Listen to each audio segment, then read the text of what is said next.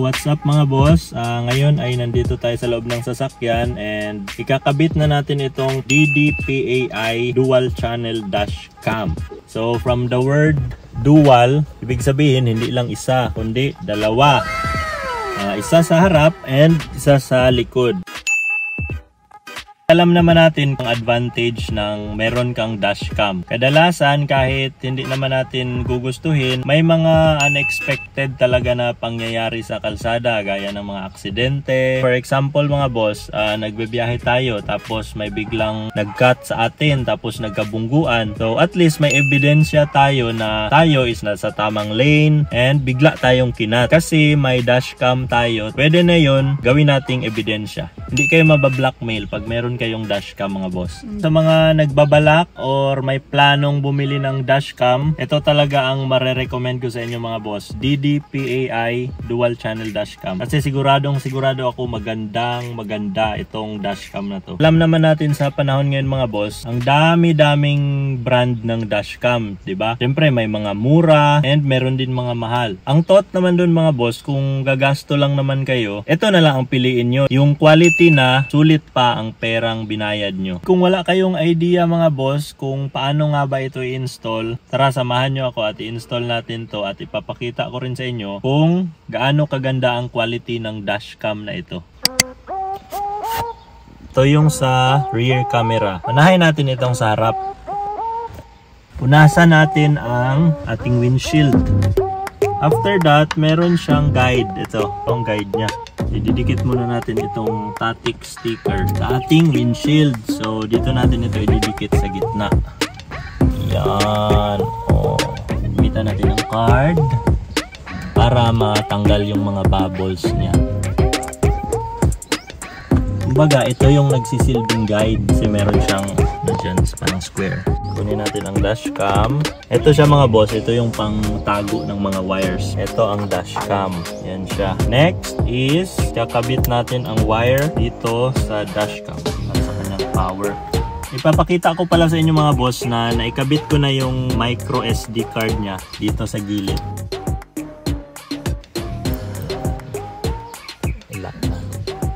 So, ididikit natin to mga boss kasi pwede naman itong mamaya na i-adjust kasi makikita nyo dito, tingnan nyo. Ayan na-adjust yung angle ng camera niya. Ayan pwede nyo siyang i-adjust mamaya habang panoorin nyo sa cellphone nyo. Tatanggalin na natin itong sticker ng kanyang lens. Ayan. Tapos ang next is tatanggalin na natin itong cover ng kanyang adhesive. Didikit na natin yung dashcam dito sa square na guide. Okay. And push a little bit. Ayan. Tapos, after nyong madikit mga boss, tatanggalin nyo itong sticker ng dashcam. Parang sa monitor niya. Ayan. Yan. Meron siyang maliit na monitor. Pero, wag nyo itong itatapon. Dahil dyan nakasulat yung Wi-Fi and password ng dashcam. Pag i-connect na natin siya sa ating mobile phone. So, next is, dito na natin papadaanin ang mga wire, mga boss. Taas.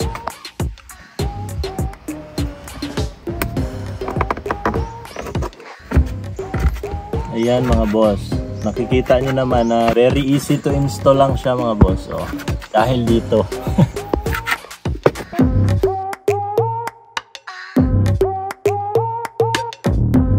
Diba ang linis-linis ng pagkakakabit natin.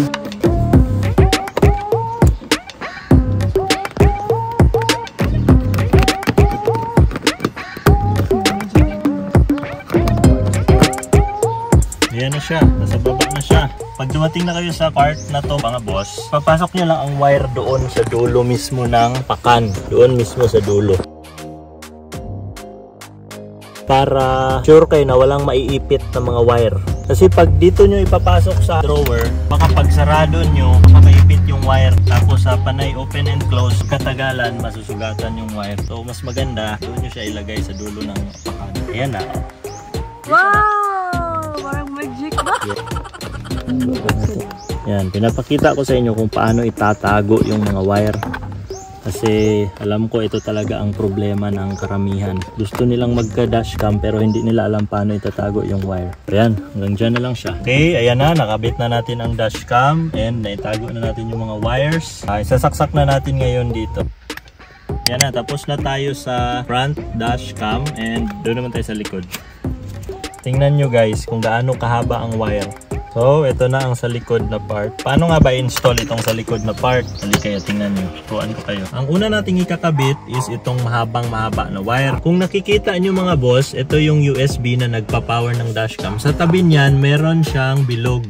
Yan, nakikita nyo ba? Yan yung power supply para sa likod na dashcam. Ito ang kailangan nating isasaksak dyan. Yan siya. So, nakabit natin. Nasaksak na natin yung linya. Kung ang sa front dashcam is dyan natin pinadaan sa passenger side yung wire. Ang sa rear dashcam, dito naman natin sa driver side itatago ang wire guys. Baliktad pala yung paggamit ko kanina nito mga boss. Hindi pala pag ganun. Pag ganun pala. Mas mabilis. Tingnan nyo, ang bilis lang.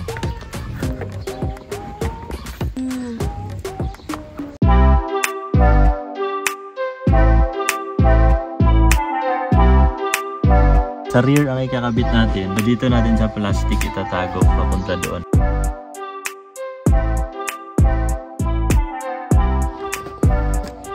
Makikita nyo, parang walang wire sa loob.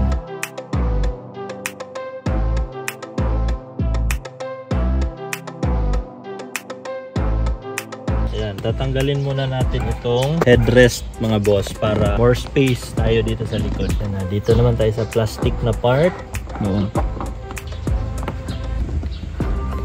Tatanggalin muna natin itong sticker ng lens. Yan siya. Ngayon is ididikit na natin siya guys. Since nandito yung lens niya, dito natin i-align yung kanyang lens. Yan siya. Ito yun siya yung sa camera. And isasaksak natin dyan. Ganyan.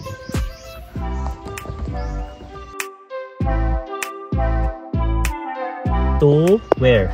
So, ayan na siya mga boss. Ayan, dito lang natin siya tinago. Para sa akin, okay lang naman siya dyan. Kasi meron kasi siyang sobra na wire. Ayan, ang haba. Tapos, tingin ko kasi itong sukat na to mami is SUV. Mga Fortuner, Terra. Pick up kasi itong sa atin. Kaya maraming sobra na wire. Ayan, okay lang naman siya dyan. Hindi naman yan siya mag-matter sa akin.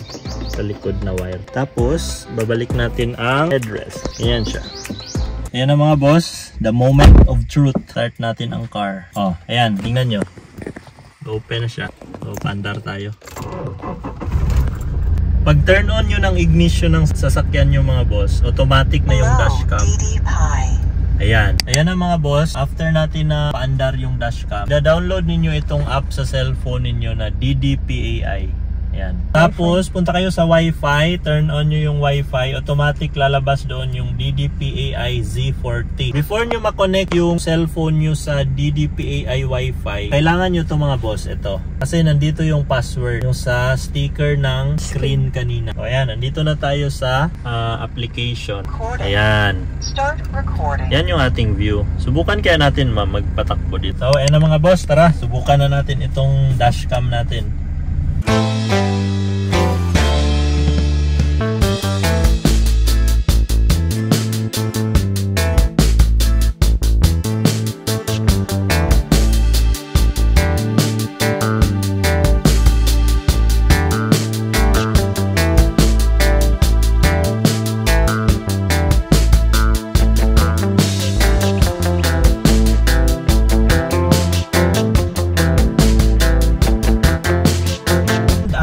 Kinaganda ng dashcam na to mga boss is ang sensor nito.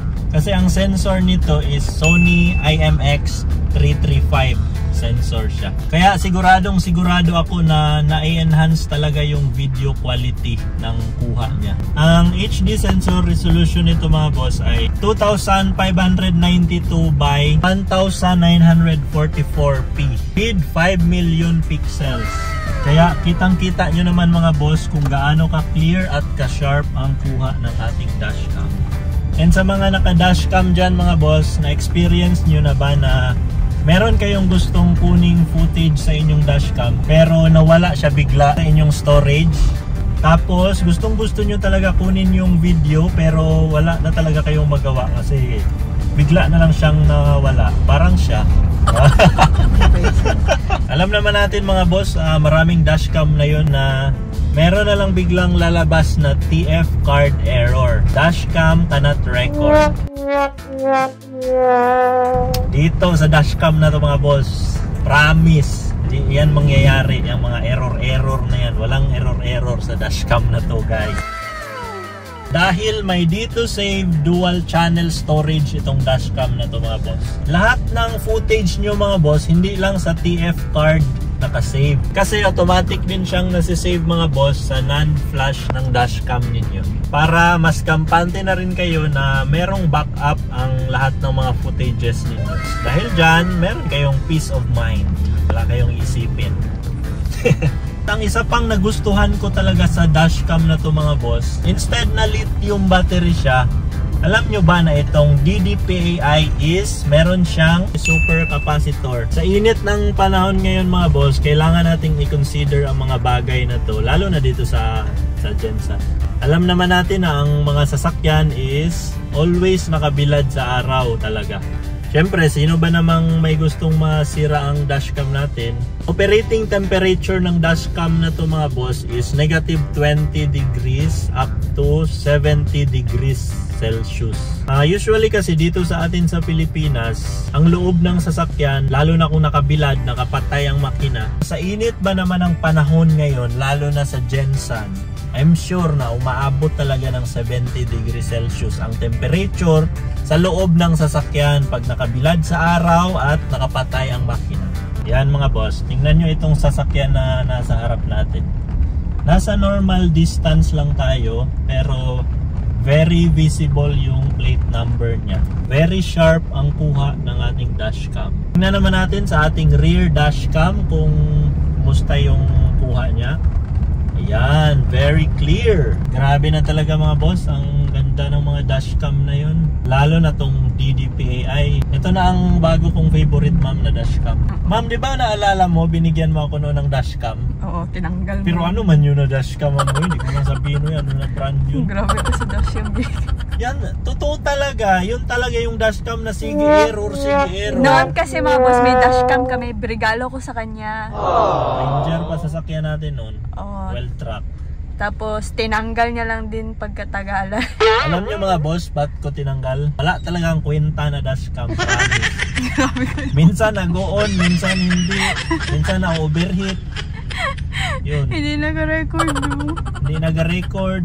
Minsan mag-on, minsan hindi. Wala ba yung dashcam na yun? Saan ba yun? Napulot ma? After nun, hindi na talaga tayo nag-dashcam, diba? After nun, parang nawalan ako ng gana kasi ang nasa mind ko, lahat ng dashcam ganun. Pero hindi pala ganun. Hindi pala lahat ng dashcam ganun. Dito sa DDPAI, talagang subok ang dashcam na to. Wala akong masabi sa mga feature niya, sa mga ginamit na mga material. Ganda talaga. Quality. So, ayan na mga boss. Gabi na. And susubukan na natin ang ating dashcam kung ano ba yung kuha niya pag gabi. Yan mga boss. Yan ang kuha ng ating dashcam pag gabi. Kumusta? Okay ba? Tapos ang naririnig nyo ngayon na audio, yan yung audio mismo ng dashcam. So, ang pag-uusap nyo dito sa loob is maririnig nyo habang nagre-record yung video. Pero nasa sa inyo pa rin yan. Pwede nyo namang i-turn off sa settings kung ayaw nyong ma-include yung mga conversation nyo or pag-uusap nyo sa video. Tapos, papakita ko rin sa inyo at ipaparinig ang kuha at ang audio sa rear camera. Ayan. Yan ang kuha ng ating rear camera audio natin. Diba? Pero sa pagkaalam ko, isa lang ang audio nito, nandito lang sa main. Kasi ang camera sa likod is naka-attach naman siya dito sa harap. Ayan, kumusta? Diba? Ang clear ng audio. Tapos, wag kayong mag-alala mga boss kung iniisip ninyo na what if mapupuno na yung storage ng dashcam ninyo, mapupuno na yung memory card. Ano ang mangyayari? Ang mangyayari mga boss, pag na puno na yung memory card or yung storage, automatic na siyang magdi-delete ng mga old na mga footages. So much better na mas malaki yung storage mo. Kung napapansin nyo mga boss, sa harap natin is medyo clear ang kuha ng video. Tapos sa likod medyo dark. Kasi sa harap natin naka-light lang tayo na tint, and then sa likod medyo dark yung tint natin, kaya meron silang difference sa color. A few minutes later. So ayun na mga boss, andito na kami ulit ni Mami sa bahay, and share ko lang sa inyo ang overall opinion namin ni Mami about sa ating DDPAI na dual dashcam. Overall siguro mga boss, very good talaga siya. Sa lahat ng mga nagbabalak or may gustong bumili ng dashcam na to, wag na kayong magdalawang isip mga boss, i-order nyo na tong dashcam ng DDPAI. And you can buy this product mga boss sa Shopee, Lazada, and sa TikTok. Huwag kayong mag-alala, ilalagay ko sa baba ang link ng ating DDPAI dual dashcam. Before natin i-end tong video, I would like to thank DDPAI for sponsoring this dual dashcam para sa atin. Ito yung binigay nila sa atin na dashcam na may kasama pang memory card. Thank you so much DDPAI. Thank you for sponsoring this video.